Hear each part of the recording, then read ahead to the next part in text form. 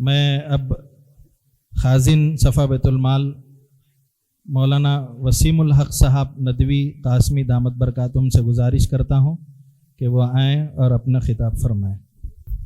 السلام علیکم ورحمۃ اللہ وبرکاتہ۔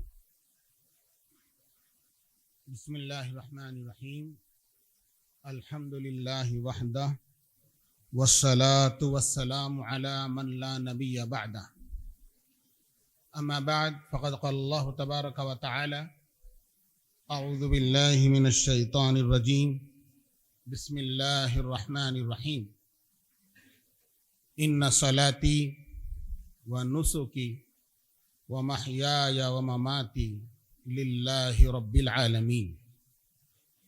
وقال تعالی ربنا علیک توکلنا وإلیک انبنا وإلیک المصیر۔ صدق اللہ العظیم۔ ایک لائق تقلید، قابل فخر ہندوستان کی تنظیموں میں قابل فخر لائق تقلید تنظیم صفا بیت المال کے معزز ذمہ داران اور دور اور دراز سے سخت سردی کی تکلیفوں کو برداشت کرتے ہوئے پورے اخلاص کے ساتھ تشریف لائے ہوئے تمام مہمانان عظام، ہم سب کو خانہ پوری کا نہیں، صرف زبانی جمع خرچ کا نہیں، بلکہ دل سے ہم جب زبان سے ادا کر رہے ہوں تو تھوڑی دیر کے لیے اپنی دل اور روح کی طرف متوجہ ہوتے ہوئے دل سے اس بات کا اللہ کا شکر ادا کرنا چاہیے کہ اللہ تبارک و تعالیٰ نے ہمیں ایک ایسی تنظیم سے جوڑ دیا۔ ظاہری حالات، ظاہری احوال کا آدمی پابند ہے، باطن کیا ہے کوئی نہیں جانتا۔ ظاہری احوال کے اعتبار سے گزشتہ 16 سال کے اندر جو ہم دیکھ رہے ہیں، رائے کے اختلاف کے باوجود، مزاجوں کے اختلاف کے باوجود، اس تنظیم کے ذمہ داران میں جو اخلاص نظر آتا ہے وہ بہت کم تنظیموں میں نظر آتا ہے۔ میرا عنوان ہے اخلاص اور رجوع الی اللہ، اخلاص نیت اور رجوع الی اللہ۔ ایک بڑی تعداد ایسے، بلکہ سبھی یہ عنوان ان کے لیے، وہ خود اس عنوان پر مجھ سے اچھی طرح یہاں پر آ کر اپنی بات پیش کر سکتے ہیں۔ میں ایک ادنا طالب علم ہونے کے ناطے بس تذکیر کے طور پر، یاد دہانی کے طور پر چند آیتیں، چند احادیثیں پیش کرنے کی کوشش کر رہا ہوں۔ اللہ تبارک و تعالیٰ جو بات میں پیش کر رہا ہوں، اللہ میرے دل میں پہلے اتار دے اور ہم سب کے دلوں میں اتار دے۔ جس آیت کا میں سہارا لیا ہوں، اللہ نے فرمایا کہ جب ہم قربانی کے موقع پر خاص طور سے پڑھی جاتی وہ آیت، لیکن میں سمجھتا ہوں کہ ہمیشہ بار بار اس آیت کو پیش نظر رکھنے کی کوشش کرنا چاہیے اور پڑھتے جانا چاہیے کہ ان صلاتی، کہ میری نماز، کیا مطلب نماز سے؟ نماز ایک بدنی عبادت ہے، یعنی میرے جسم سے جتنے اعمال ہو رہے ہیں، جتنی سرگرمیاں ہو رہی ہیں، میرے بدن سے، دل دماغ سے جو چیزیں میرے ہو رہی ہیں، یہ سب اے اللہ بس آپ کے لیے ہے۔ تھوڑا سا چند سیکنڈ کے لیے اس طرف توجہ دے کر جب ہم عملی کام کے لیے آگے بڑھتے ہیں تو پھر اس وقت کی بات ہی کچھ الگ ہوتی ہے۔ اب یقین مانیے میں اپنا واقعہ سناتا ہوں کہ مجھے ایک آفر آیا تھا کہ بھائی آپ جو ہے نا 10 کلاس کے بچوں کے لیے کچھ محلے میں انتظام کیجئے۔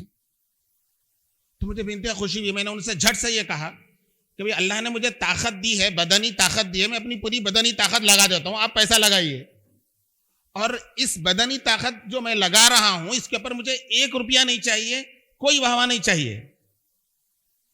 یہ میرا ان سے 2 لفظوں میں معاہدہ ہوا، اور پھر میں حیدرآباد کے سلم بستیوں کے اسکولوں کے اندر، تالاب کٹا، سلطان شاہی، گورنمنٹ اسکولوں کے اندر گیا اور کوشش شروع کیا. حضرت مولانا علی میاں رحمۃ اللہ علیہ سے یہ بات میں نے بار بار سنی تھی کہ جب کسی کام کے لیے نکلو تو اس کام کے لیے جتنے لوگ بھی پہلے مخلصانہ کام کیے ہیں ان کے لیے کچھ ایصال ثواب کر دو. یقین مانیے آپ کہ میری پہلی محنت تھی دنیاوی لائن کے لوگوں کو اپنی طرف وہ کرنے کی کہ میں توقع نہیں کیا تھا کہ میں تقریباً 15 اسکولوں کے اندر ناشتہ بھی نہیں کیا. بس رات میں بات ہوئی اور صبح نکل گیا اور میں صبح دن میں 4 بجے آ کے ناشتہ کیا. مجھے اس وقت صاف طور سے یہ محسوس ہوا کہ جو شخص مجھے صرف ایک ایسے 2 روم حوالے کیا تھا جس 2 روم کے اندر صرف اور صرف 20 بچے بیٹھنے کی کیپیسٹی تھی، لیکن میری اسی پہلی ہی گشت کے اندر اسکولوں کے اندر کچھ اچھے حالات بھی آئے، کچھ موافق حالات بھی آئے، کچھ لوگوں نے مذاق اڑایا کچھ اسکول والوں نے. لیکن الحمدللہ جب میں 5:30 بجے کا ٹائم دیا تھا بچوں کو اسکولوں میں، تو اسی وقت میں الحمدللہ جہاں 20 بچوں کی بیٹھنے کی کیپیسٹی تھی 40 بچے آ گئے. میں اسی وقت ان کو فون کیا، فون کر کے بلا کے جناب میں نے کہا کہ میں دل سے کیا جو چیز تھی. تو انہوں نے وہاں سے اپنے معاونین سے یہ کہا کہ مولانا جس اخلاص سے کام کیے ہیں اس کی بنیاد پر میں یہ کہہ رہا ہوں کہ یہ جو 2 روم ہیں اس کے بازو جو 2 روم ہیں یہ سارے روم کیا کر دیے جائیں، منہدم کر دیے جائیں اور اس کے اوپر ایک اور چھت ڈالا جائے. تو آدمی جب اخلاص سے کام کرتا ہے تو راستے کھلتے ہیں. صفا بیت المال کو میں ایک لائق تخلیق تنظیم اسی لیے کہتا ہوں کہ جناب اس کا جو اخلاص ہے وہ اخلاص جو ہے بہت اونچا ہے.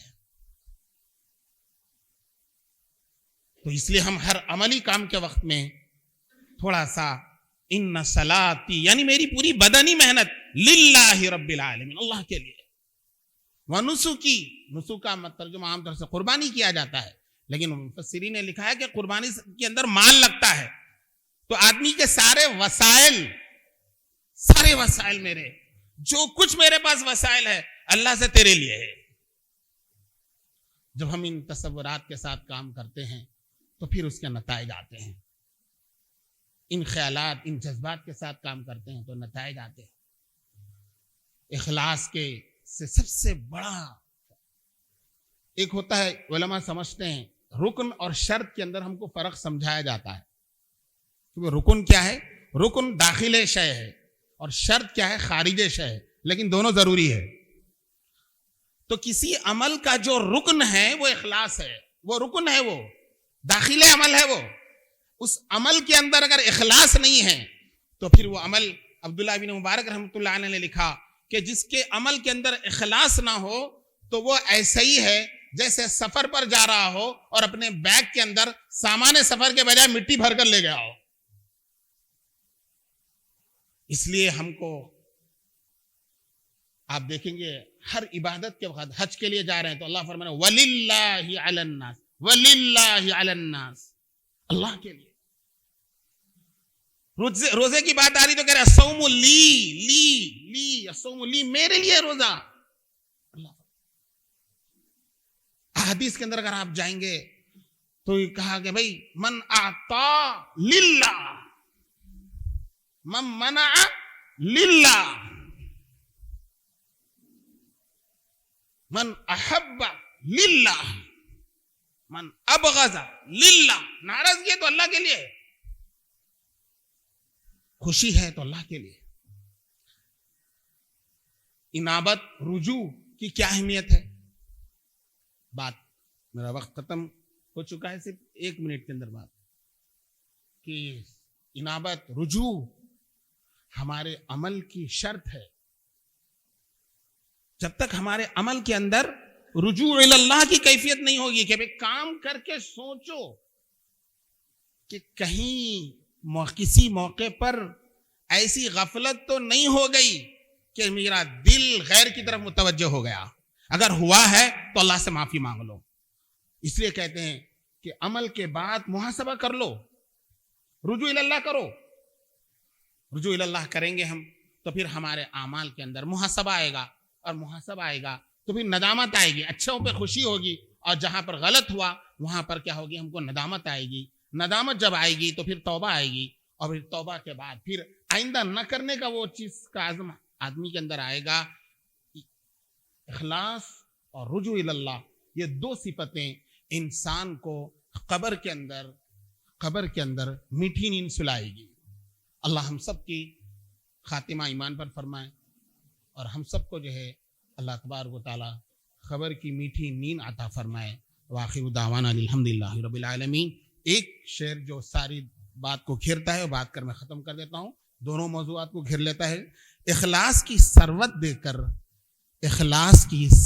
کر کردار کی رفعت دے دے. اے اللہ اخلاص کی ثروت دے کر کردار کی رفعت دے دے. گستاخ نگاہوں کو کچھ اشک ندامت دے دے. وآخر دعوانا الحمدللہ رب العالمین.